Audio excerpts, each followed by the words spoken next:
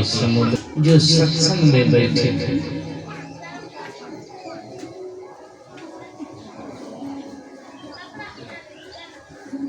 सत्संग जल्दी मिलता नहीं। अगर सत्संग कहीं पे हो रहा है तो समय मिलता नहीं है। समय भी है तो मन नहीं मिलता।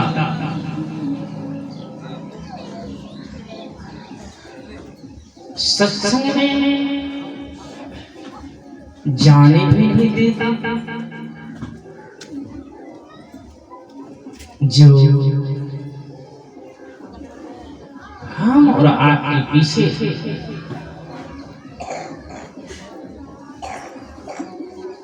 जो नरक डुबोने, नरक में ले जाने वाले हैं, जो सत्संग में जाने नहीं देता है, सत्संग से हमें वंचित रखता है।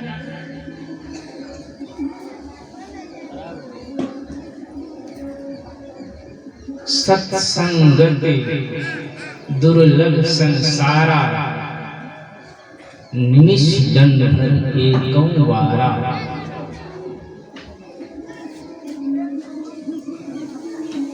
सत्संग जिस व्यक्ति को मिल जाता है,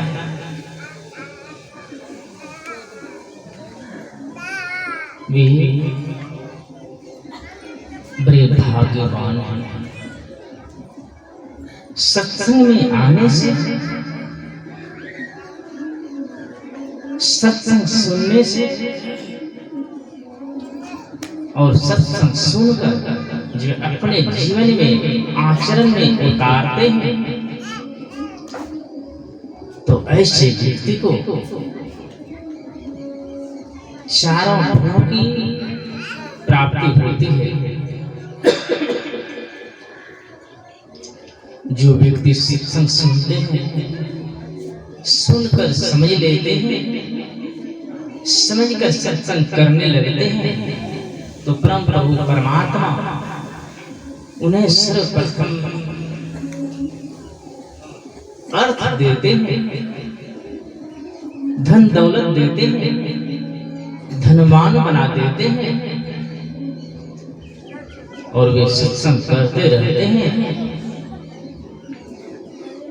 ध्यान करते रहते हैं, धनवान हो गए, वे कुछ ना कुछ दान अवश्य देता, दान देते हैं, तो वे धर्मात्मा के गिनती में आ जाते हैं।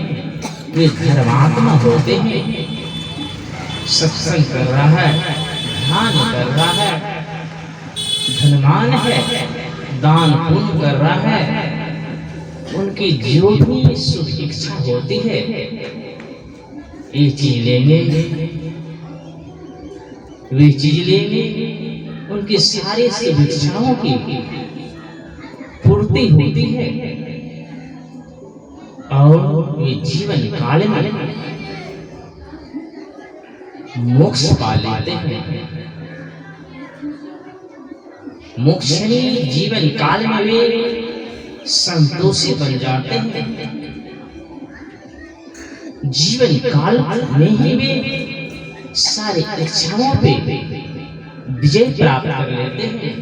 यानी सारी इच्छाएं उनकी, संसारिक इच्छाएं उनकी खत्म हो जाता है, और परम पिता परमात्मा की प्राप्त करने के लिए वे रात दिन लगे रहते हैं।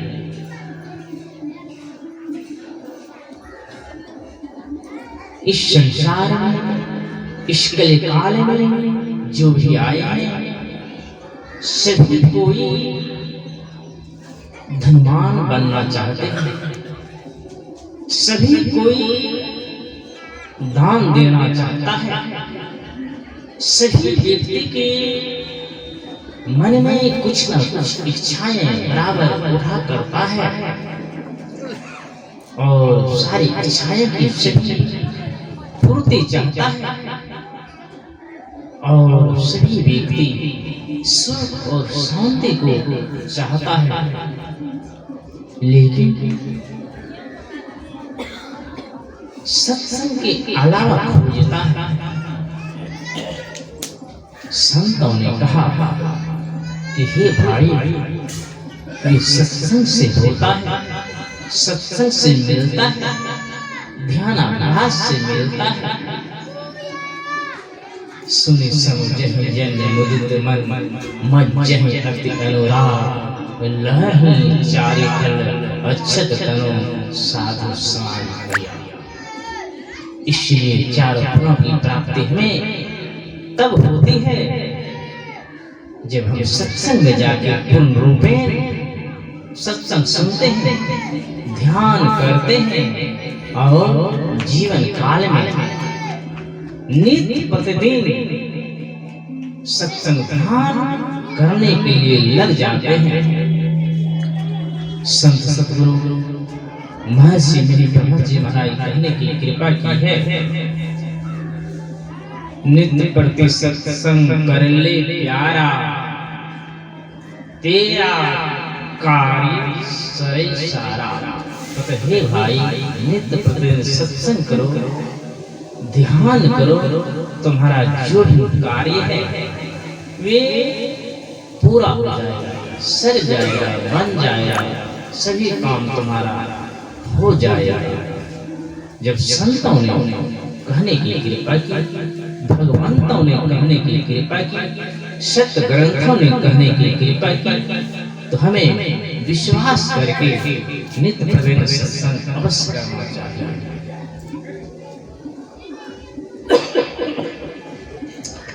संत कबीर साहब कहने की कृपा की है, नाम हरि का जप ले बंदे, फिर पीछे पछताएगा। तुम कहता है मेरी काया, काया का गुमान क्या, चांद सा सुंदर केतन तेरा मिट्टी में मिल जाएगा। कहे भाई, उस परमपिता परमात्मा को पाने के लिए उनका स्मरण करो, उनका नाम का जप करो। अगर जप नहीं करोगे, सुंदर शरीर को देखकर भूले पड़े रहोगे, तो ऐसा सुंदर शरीर सदा रहने वाला नहीं है। एक दिन शरीर में झुर्रियां पड़ेगा, एक दिन शरीर अस्थिर हो जाएगा, काम करना बंद कर देगा, और तो और कुछ दिनों के बाद शरीर मिट्टी में मिल जाएगा। इसलिए इसको बचा के रखना चाहते हैं। जहां से ये जीवात्मा आया है वहां पुनः ले जाना चाहते हो, सुख शांति में ले जाना चाहते हो, सदा सुख शांति को भोगना चाहते हो, तो नाम का स्मरण करो। वहां से तुम क्या लाया बंदे, यहाँ से क्या ले जाएगा। मुट्ठी बांध के आया जग में, हाथ पसारे जाएगा। जब हम लोग माता की उदर से जन्म लिए थे, कुछ लेकर के आए नहीं थे, मुट्ठी बांध के आए थे। और जब हम लोग संसार से चल बसते हैं तो हाथ पसारते हुए, झुलाते हुए, लोगों को दिखाते हुए जाते हैं कि देखो भाई, जीवन प्रयत्न संसार के पीछे दौड़ता रहा, संसार को अपने बस में करता रहा, लेकिन बस तो कर नहीं पाए, समूची संसार को अपना बना नहीं पाए। लेकिन हमें इस संसार से सभी वस्तुओं को छोड़ते हुए, हाथ दिखाते हुए, हाथ झुलाते हुए, खाली हाथ पसारते हुए जा रहे हैं। हे संसार वासियों, तुम भी हमारे तरह जाओगे। इसलिए पूरी की पूरी समय इस संसार में मत लगाओ। परम पिता परमात्मा को पाने के लिए, अपने जीवन को सुखमय बनाने के लिए उस परम पिता परमात्मा के भजन करते रहो और संसार के काम भी करते रहो।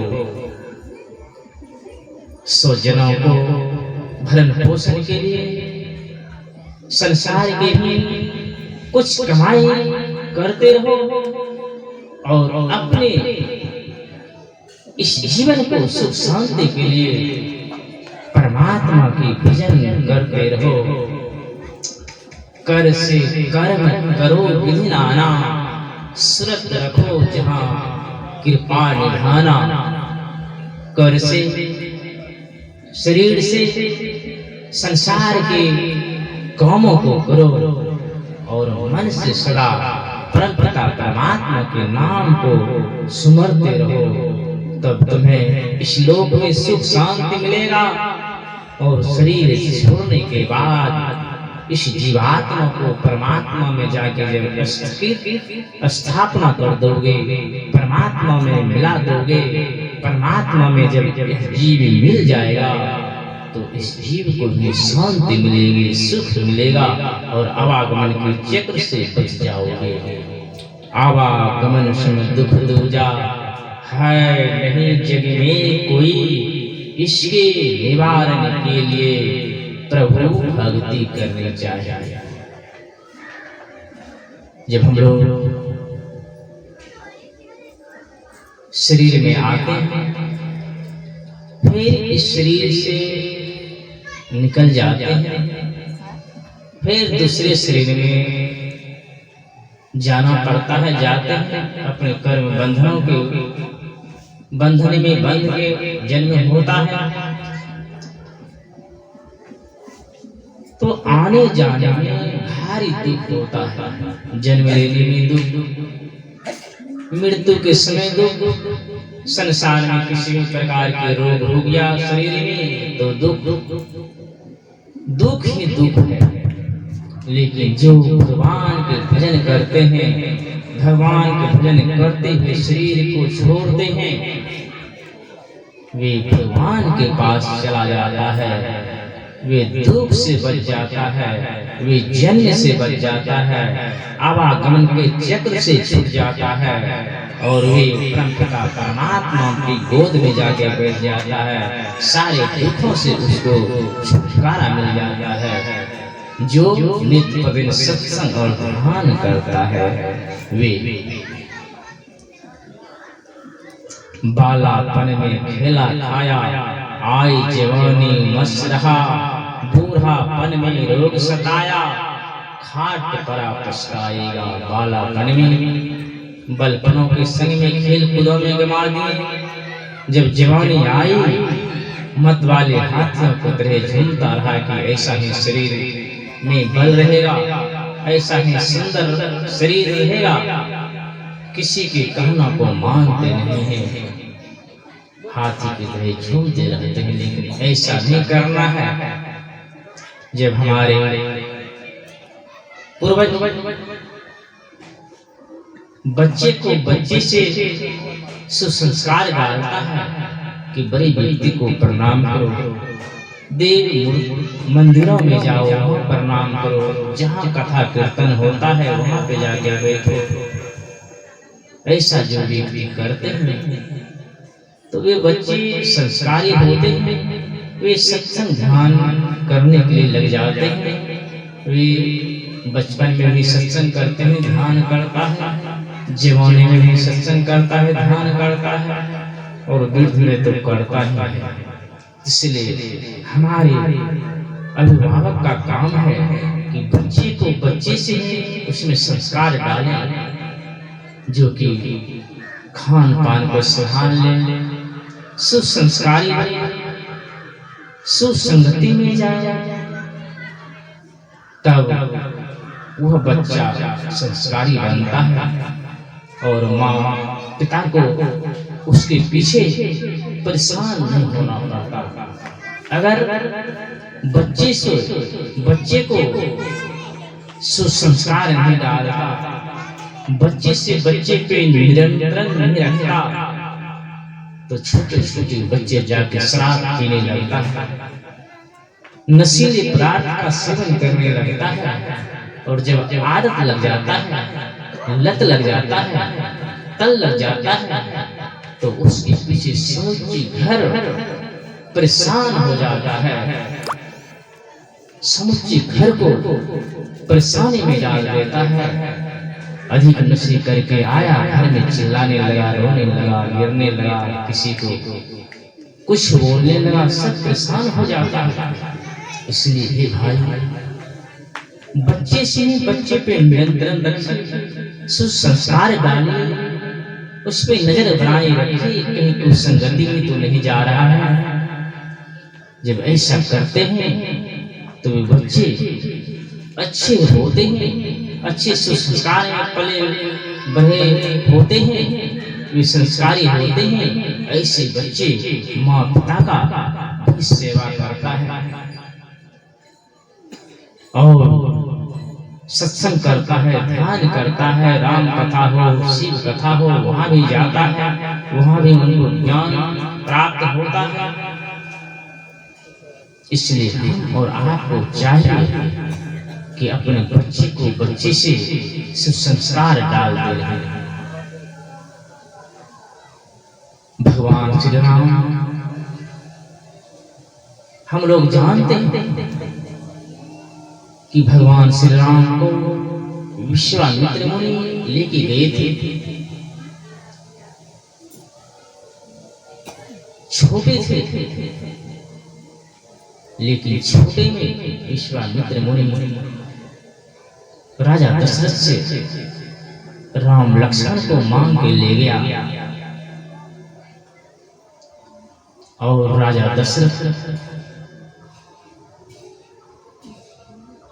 दे देते। क्या वे जानता था कि विश्वामित्र मुनि ज्ञानी है, हमारा बच्चा इनके साथ में रहेगा तो ज्ञानवान बनेंगे, सभी तरह के सारे विद्या को हासिल करेंगे। इस हेतु भगवान राम को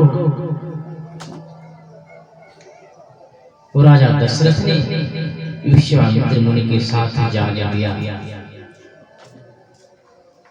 अभी भी हम आपको चाहिए, जहाँ कहीं सत्संग होता हो, शिव कथा होता हो, राम कथा होता हो, भागवत कथा होता हो, वहां पे अपने बच्चे को साथ में लेके जाएंगे तो कुछ ना कुछ सत शब्द को सुनेगा, वे श्रवण करेगा, मनन करेगा और अपने जीवन में अवश्य उतारेगा।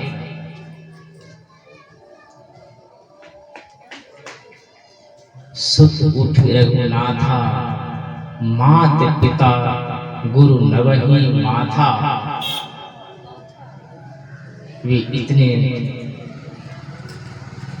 अच्छे ज्ञान को हासिल किया जो कि नित्य प्रतिदिन माता पिता के चरणों में